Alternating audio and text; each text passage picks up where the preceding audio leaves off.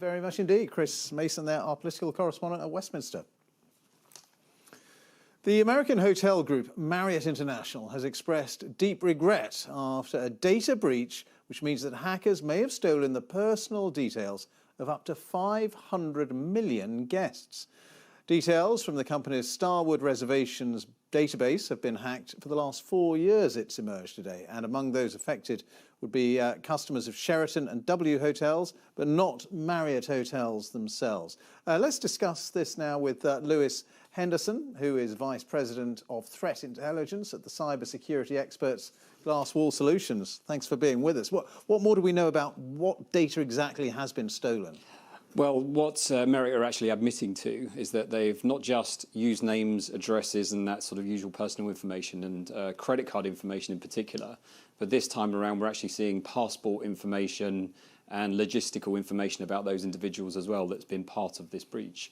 And with it being undertaken across the duration of sort of 4 years, we really don't know what the attackers have actually made away with. So it's estimated to be about, 500 million accounts that have actually been compromised. That is a staggering number of people, isn't it? Absolutely. Amazingly, it's not the largest. That accolade goes to Yahoo from several years ago, which was more in the tune of about 3 billion. So, but it does show that companies that go on acquisition trails really do have a responsibility to bring these organisations in.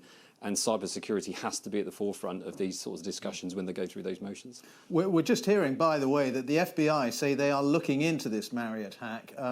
They've advised customers to monitor their accounts and to report any suspected identity theft, which I guess is what you would expect. But this was going on for 4 years, wasn't it? This started in 2014, an extraordinary length of time.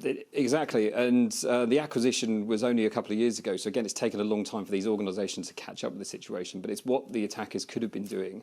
And certainly within Glasswall, we rely on looking at these attacks and understanding, how can these things even start from the beginning.